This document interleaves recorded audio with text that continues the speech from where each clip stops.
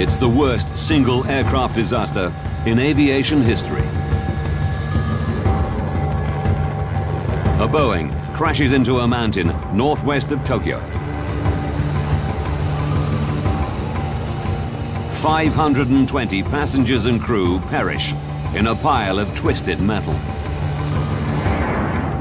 With over 600 747s in service, investigators are under intense pressure to uncover the cause of the crash. If they can't come up with answers quickly, it could happen again.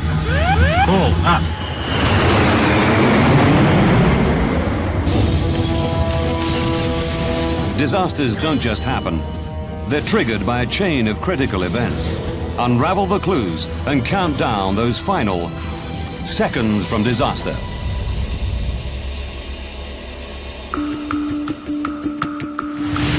Japan. Haneda Airport, Tokyo. August the 12th, 1985. 6 p.m.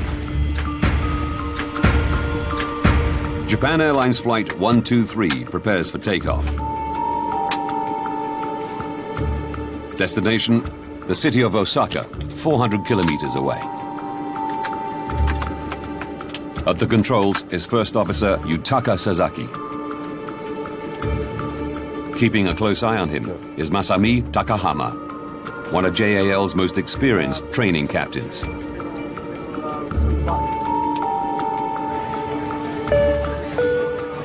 26-year-old American Ward Wallach is one of a handful of foreigners on board.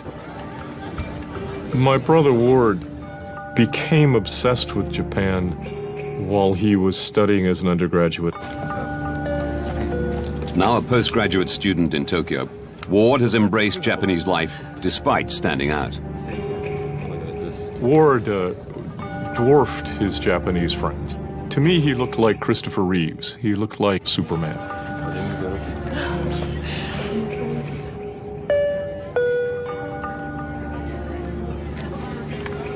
Also on board is Japanese actor and singer Kyu Sakamoto. I think the impression that everyone had of my husband, Kyu Sakamoto, was his smile. He had a big smile when he was performing on television. And he was the same at home. He loved his family. He was kind and someone who always thought of his family.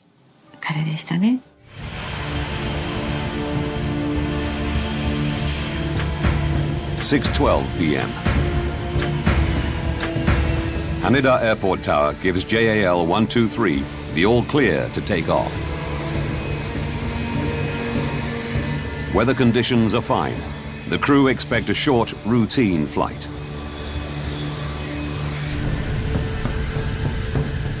The Boeing 747 begins climbing to its cruising altitude of 24,000 feet.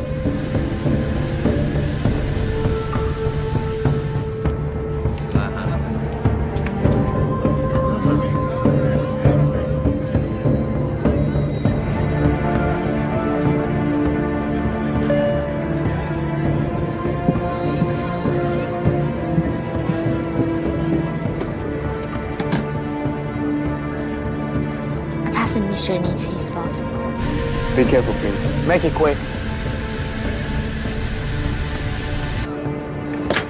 6:24 p.m.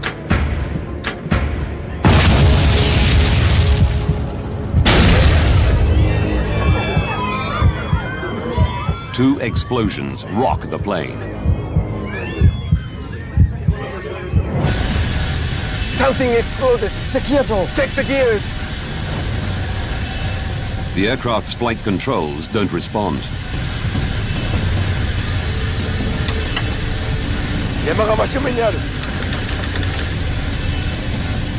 The crew desperately try to figure out what's happened.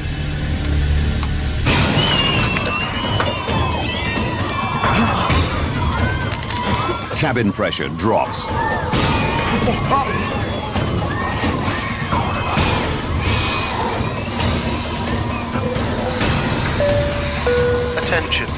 Emergency descent. Put the mask over your face. Fasten your seatbelt. Put out your cigarettes. This is an emergency descent. 6:25 p.m. JAL 123 is now out of control. Captain Takahama declares an emergency. Tokyo Japan 123, request it back to Haneda. Descend And radios Tokyo Air Traffic Control. Take a magnetic course of 90 degrees for radar vector to Oshima. The crew is trying to wrestle the 747 into making a right turn to follow a course back to Haneda Airport. Going to right, turn over. But the plane is not responding. Yes, sir. I said don't bang that match. Yes, sir. What's going on?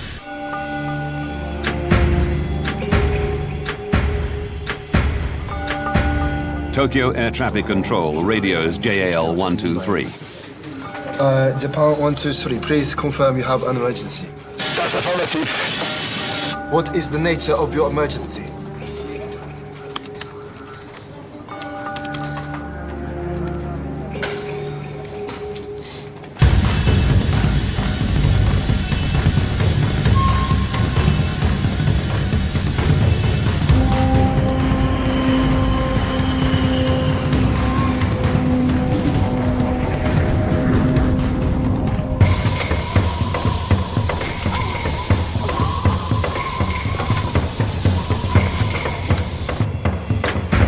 .28 p.m.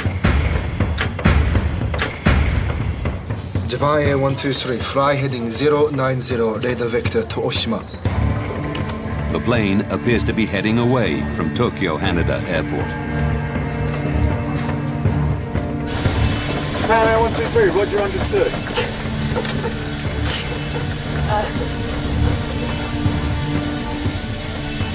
Japan Air 123, uncontrollable.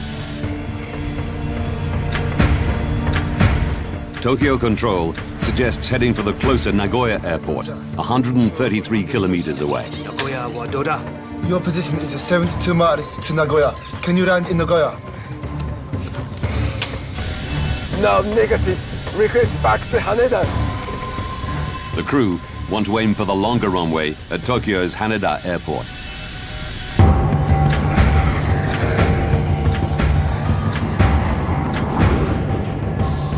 The aircraft is still above 20,000 feet. Passengers are struggling to breathe.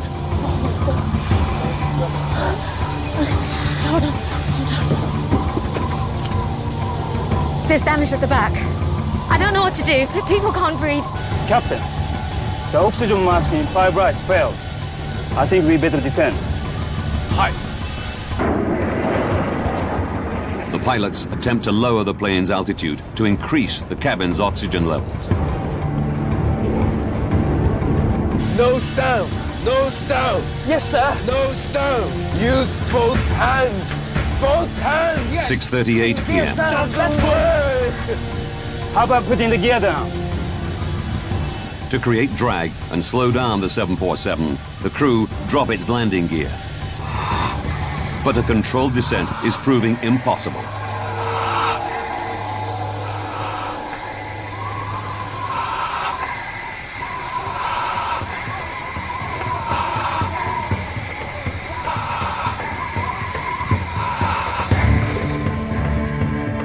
Tokyo Air Traffic Control follows the plane on radar. Over the next 3 minutes, the aircraft does a complete 360-degree turn, losing altitude all the time.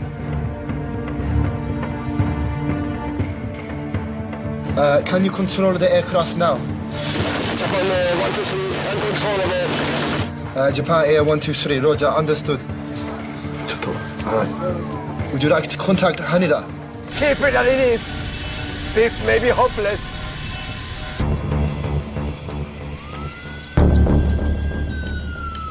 At Yokota, a nearby US military airbase, emergency crews are standing by. Japan Air 123, Japan Air 123, for approach on guard. Hear me, squawk 5423. It's the gear down. 6:47 p.m. The plane has dropped to 7,000 feet. But with little control over its heading, the pilots now face new dangers. Hey, there's a mountain ahead. JAL 123 is now miles off course, deep in the mountainous region northwest of Tokyo. Turn right. There's a mountain there. Take control to the right. Right turn. Right turn, that's right. We could hit the mountain. Yes, I know. The crew battle to lift the aircraft out of danger. Left turn. Put the power on. Left turn now. Left turn.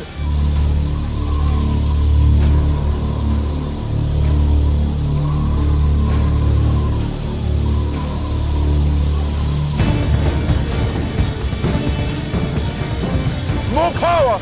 More power.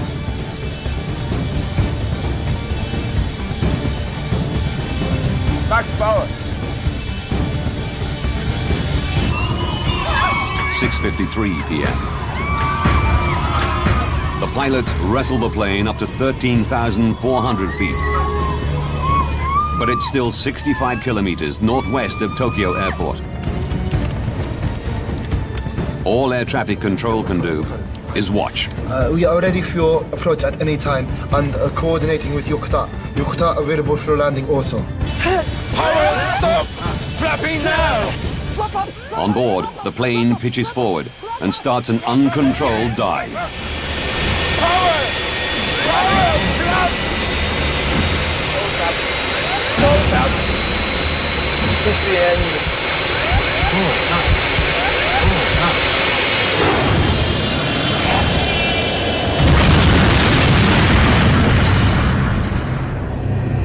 Japan Air 123, do you read? Japan Airline 123, do you read? The plane disappears from radar. 123, do you read?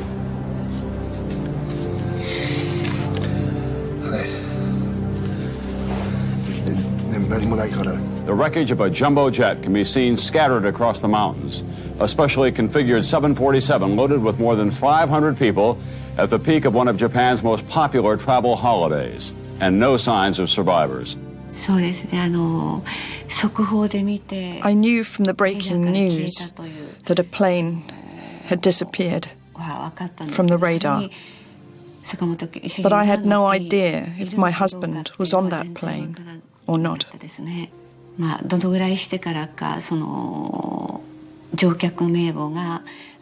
I can't remember how much later it was when we were able to read out the passenger list. When it was announced on television, when I heard it, I knew for certain he was on that flight. How can I put it?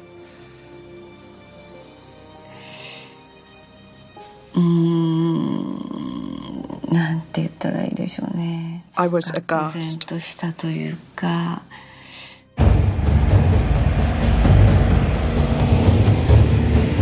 Just 18 minutes after the plane disappears, a U.S. Air Force C-130 locates the wreckage on a ridge of Mount Osaka, 100 kilometers northwest of Tokyo. It radios the Japanese authorities with coordinates.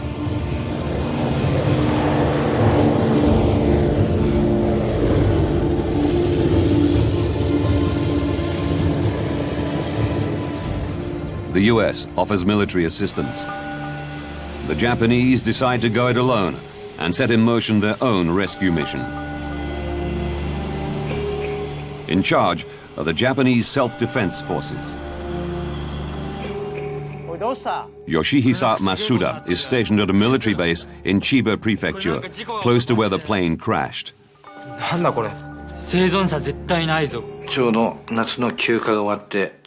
It was just as I returned to headquarters after my summer leave.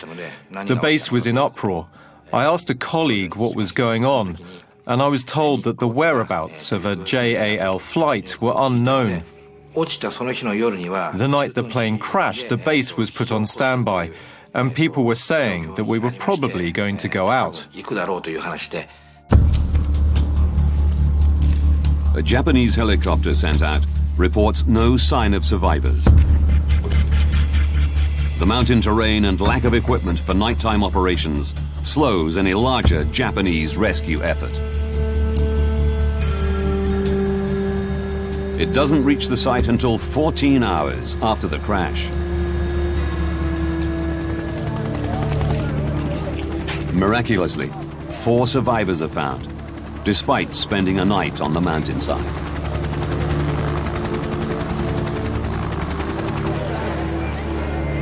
But 520 people are dead, including Q Sakamoto and Ward Wallach. I think when I first heard he was on the plane, there was an air of unreality. I mean, Ward was vibrant, he was young. It's not supposed to happen that way. It was unreal.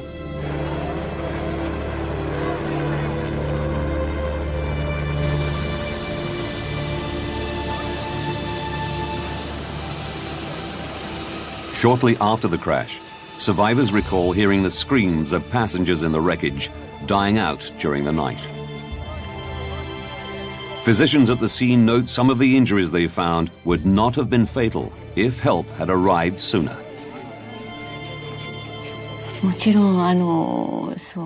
Of course, I found out afterwards that rescue operations were not carried out at the site straight away on the day.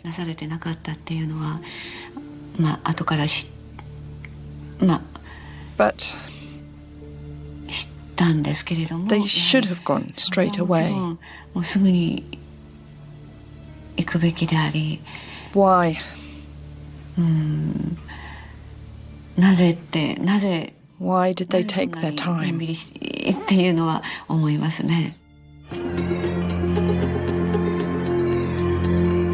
Now, by rewinding the events and going deep into the official investigation, we can reveal what lay behind the deadliest single air accident in aviation history.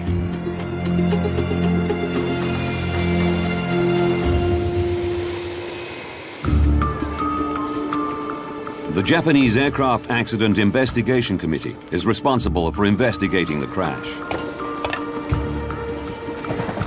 As demanded by Japanese law, alongside this is a criminal investigation run by the police.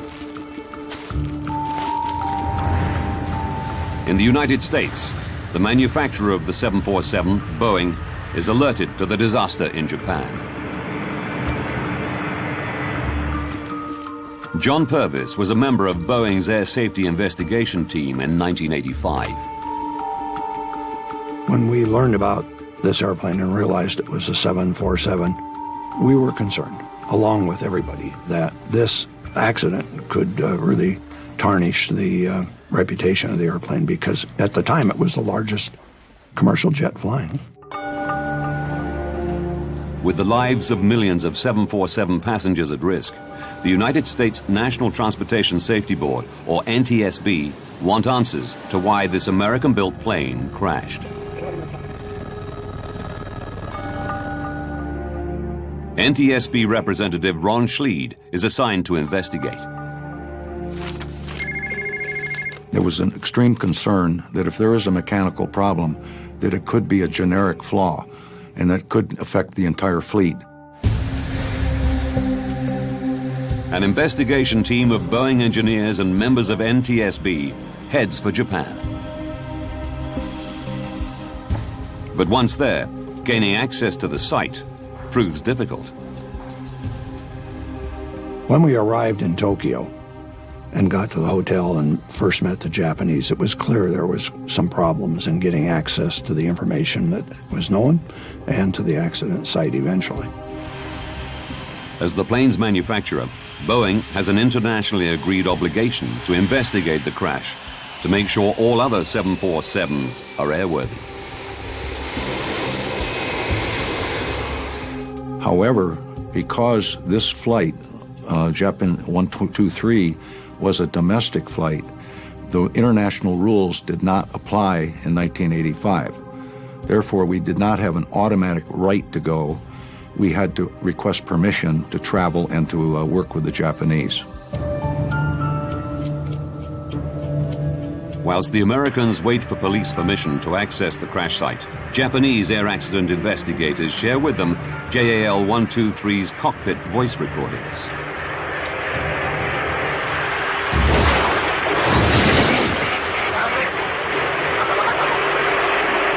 We could hear an explosion on the voice recorder. In fact, there were two loud explosions, one right after the other.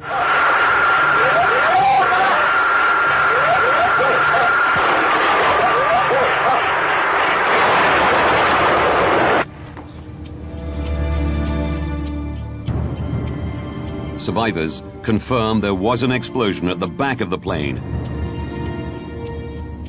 leading investigators to a chilling conclusion. Worldwide in the 1980s, there had been several terrorist acts, hijackings and bombings of airplanes. So when this accident occurred, it gave us a strong suspicion that it was an act of terrorism.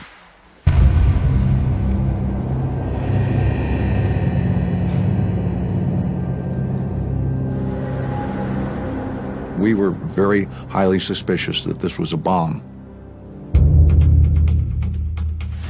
Further evidence of a possible bomb detonation comes to light in Sagami Bay, 153 kilometers south of the crash site.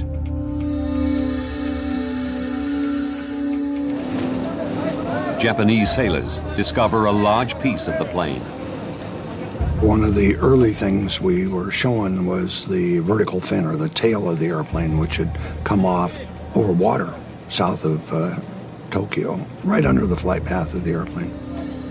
And it indicated that the airplane had had a catastrophic problem well before they ever got to the accident site. A photograph taken during the last minutes of JAL 123's flight confirms investigators' fears. It clearly shows the tail fin is missing. It was, very clear that something unusual had happened.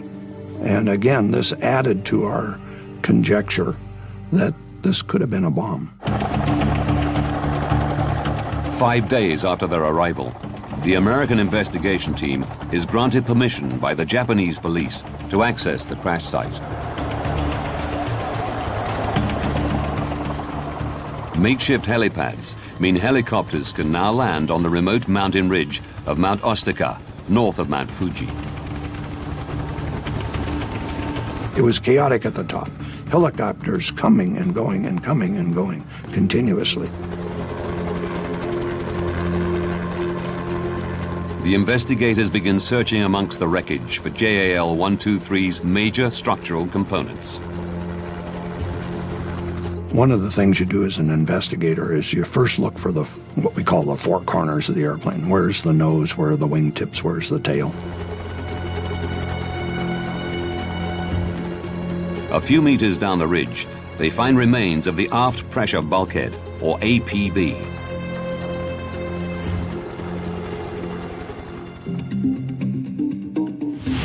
This circular structure is made of a series of overlapping metal plates riveted together.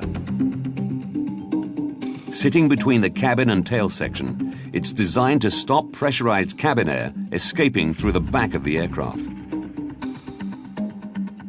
When we first saw the bulkhead, it was, of course, torn up and badly damaged into many pieces, 6 or 8 or 10 major ones and some little ones. And the pieces were kind of triangular shaped. They ran from the center of the bulkhead out to the edge, something like a chunk of an umbrella. The investigators study the APB for the telltale signs of bomb damage. A bomb leaves very distinctive evidence on the metal when it explodes. It has so much energy that's more energy than you can generate in an actual aircraft crash. But most of the bulkhead wreckage displays damage consistent with a high-speed impact. One of the general observations when metal is ripped apart, it'll leave a distinctive, what I call a sawtooth shape of a fracture. and it's just ripped apart. We saw evidence of that in the aft part of the aircraft and in most of the aft pressure bulkhead debris. It certainly wasn't caused by a bomb. Looking closer, they discover some unusual damage. There was one piece of the bulkhead that showed curious characteristics different than the rest of the wreckage from the bulkhead.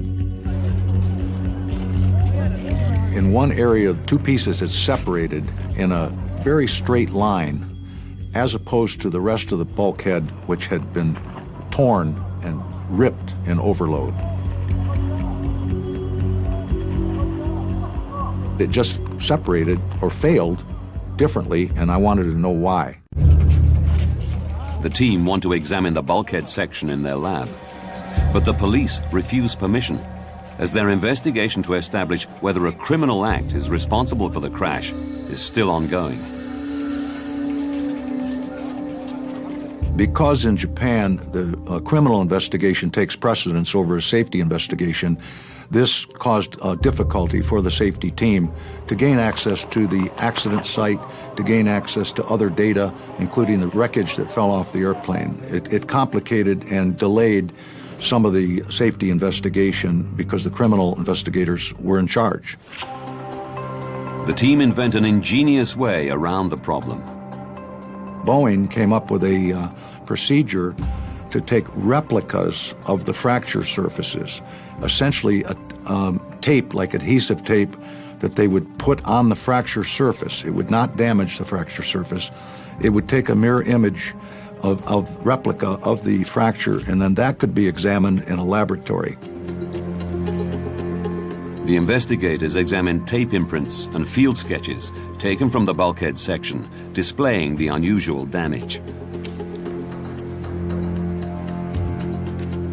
It appears one bulkhead plate has sheared off along the line of rivets, joining it to its neighbor. This metal had torn through these holes. I thought I had detected fatigue, and what we were seeing on the bulkhead was our eureka moment. It was the golden bullet.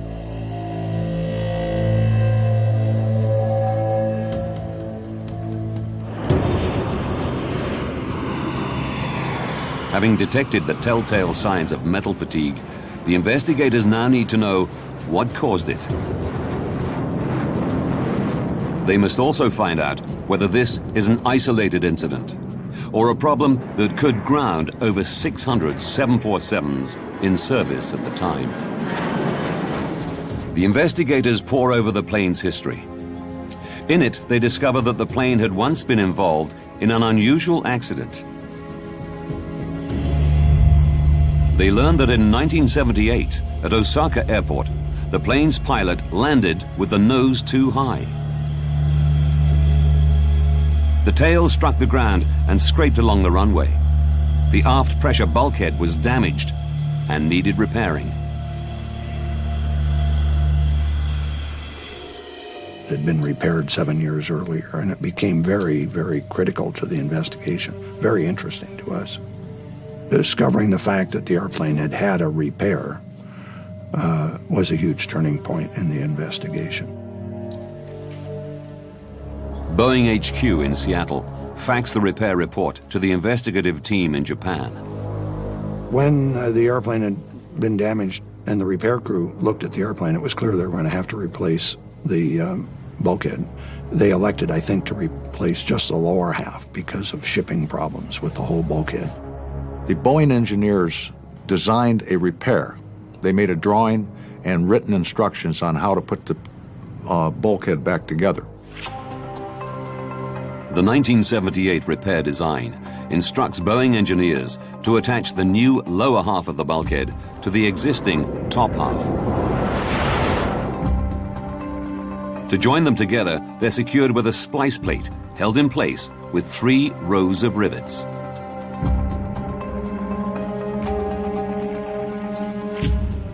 As the unusual metal fracture sheared off along the line of rivets, the investigators' suspicion falls on the join between the splice and the bulkhead's 2 halves. The team calculates what would happen if the repair used fewer rivets than required.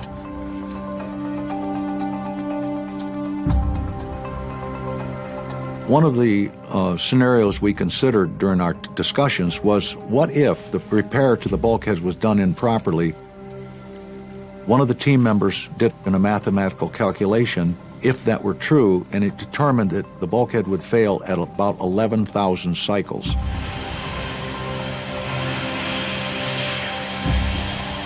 Remarkably, the plane had performed 12,319 takeoff and landing cycles since the repair, very close to the predicted number. It's a breakthrough moment. A faulty bulkhead repair could be behind the world's deadliest single aircraft crash. The investigators now need hard evidence to back up their theory. Japanese police again grant access to the crash site, so the team can examine the wreckage in more detail. So we went right to the area of the pressure bulkhead that had what I considered a curious-looking fracture. We discovered that the repair had not been done as designed. In the process, they had had a place where they had to put in the splice plate, and it had been done wrong. The investigators discover the splice plate from the wreckage is an incorrect size. It appears that to make it fit, the engineers deviated from the repair design. The splice plate, in fact, had been cut into two pieces. The narrower section was fixed with a single row of rivets. The wider section of the splice was fixed with a double row. That rendered that section of the splice basically to 70% strength of what it would have been otherwise. Because of the faulty repair, just one row of rivets takes most of the force during every takeoff and landing pressure cycle.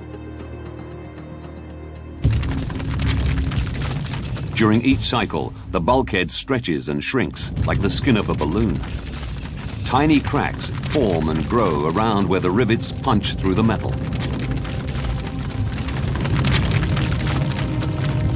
Some 12,000 cycles after the repair, the splice plate shatters. High-pressure air from the cabin bursts through the hole, weakening the bulkhead, causing it to fail explosively. This failure is heard as the first explosion, as high-pressure air from the passenger cabin bursts through the bulkhead. Left turn now! Left turn! Investigators now want to know the reason for the second explosion. Following the discovery of wreckage in Sagami Bay, they know that JAL 123 lost its tail fin 12 minutes into the flight.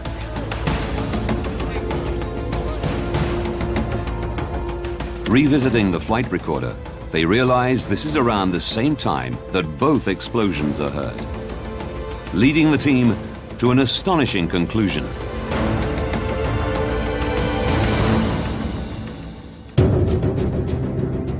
As high-pressure air bursts through the failed bulkhead into the tail section, it blows the tail fin clean off.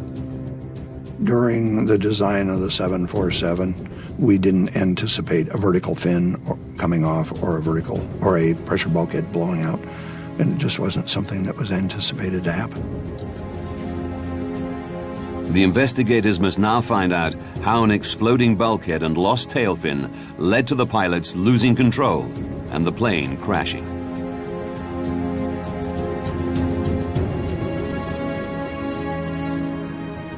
Air traffic control tracked JAL 123 meandering deep into the Kanto mountain range, away from Haneda Airport in Tokyo, and recorded the plane repeatedly losing and then gaining altitude.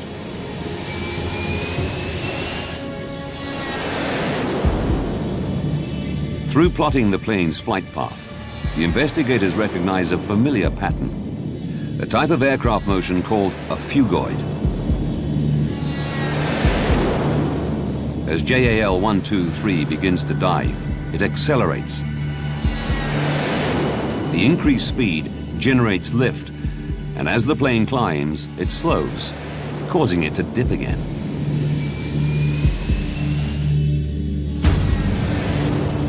The investigators know this phugoid motion is indicative of an aircraft with inoperable control surfaces.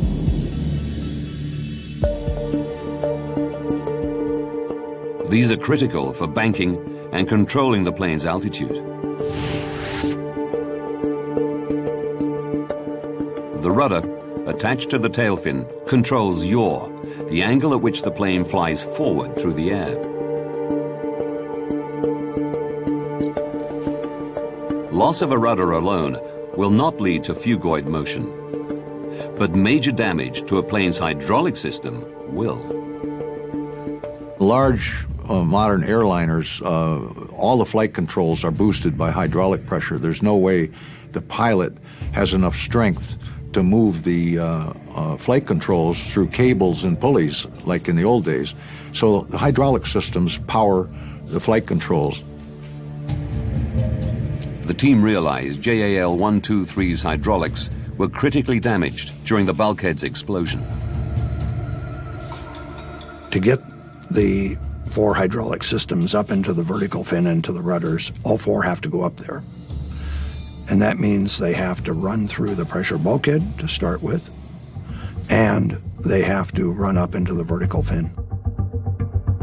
As the tail fin rips off, it severs critical hydraulic lines. The aircraft is paralyzed. Once they lost the vertical fin and the hydraulic systems, the pilots were only able to minimally control the airplane with engine power. The airplane continued to fly in circles, up and down, virtually out of control. This explains why the plane flies in a phugoid motion.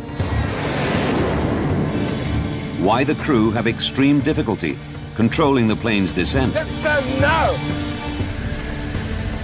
And why it cannot turn back to Haneda Airport and instead descends deep into the Kanto mountain range.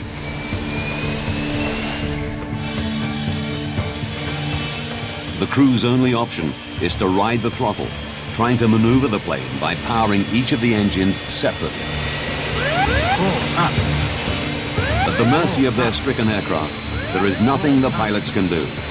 A crash is inevitable.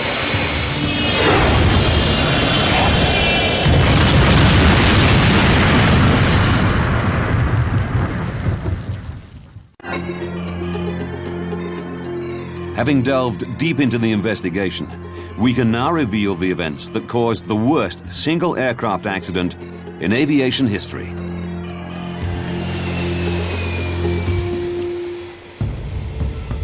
June the 2nd, 1978.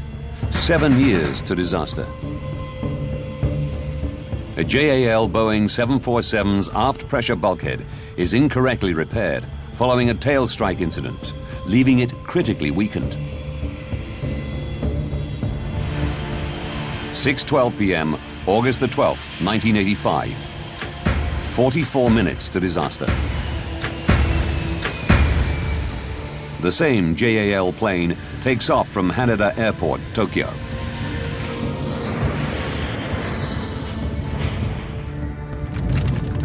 As the cabin pressurizes, tiny cracks on the repaired bulkhead begin to grow.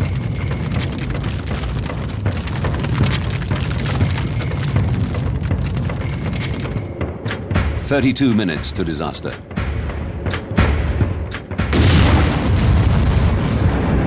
The bulkhead explodes.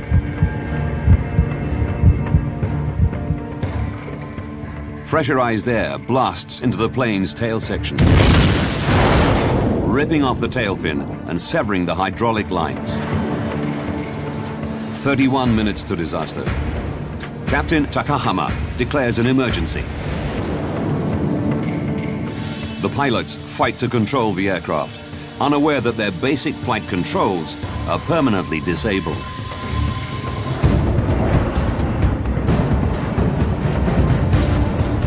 The plane climbs and dips. The pilots struggle to maneuver with engine thrust alone.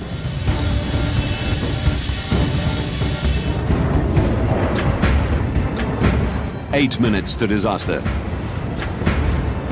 Turn right. The pilots guide the plane down to 7,000 feet.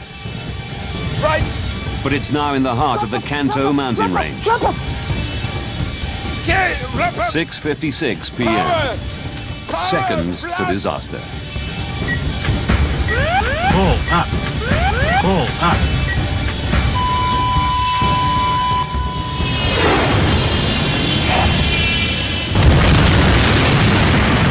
But the tragedy isn't over. Testimony from one survivor reveals that others also survived the impact.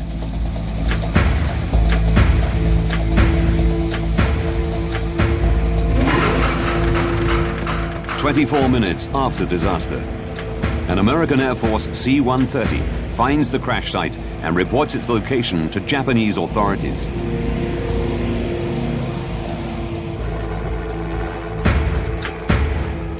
A hovering Marine Corps helicopter offers to drop 2 men onto the mountain. But just a minute later, an order comes through demanding they return to base.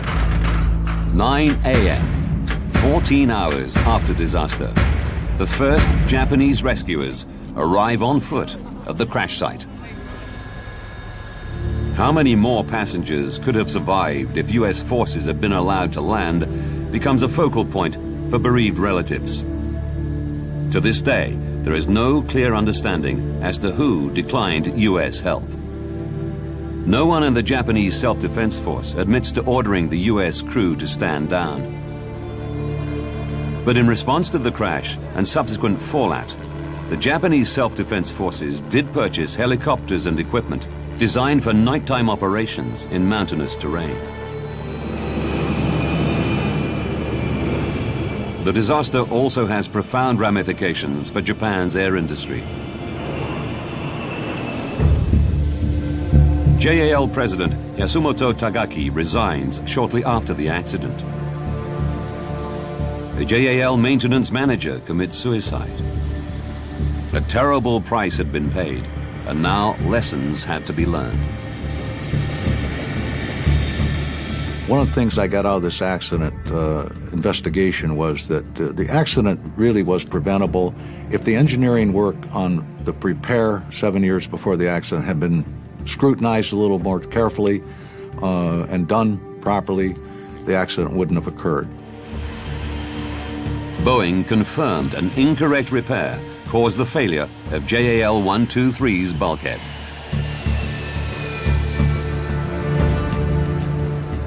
The company changed their procedures, so significant repairs are scrutinized before implementation and afterwards by a second pair of eyes. Regular checks are made to detect any signs of metal fatigue. To reduce the vulnerability of the 747's hydraulics, a valve was added to the line controlling 2 of the plane's elevators and the lower rudder. If this line is severed, some control should still be possible. I think this accident taught the aviation industry a lot of lessons, things about airplane design and maintenance. It was really an important step in improving aviation safety around the world. JAL admitted no liability for the crash, but offered to pay compensation. 90% of the victims' relatives settled with the airline without going to court. But neither the compensation nor the improvements to safety offered much comfort to the bereaved relatives. There was a sense among, I think, all the victims, but certainly in my family, that this was wrong. What happened was avoidable. That it didn't need to happen.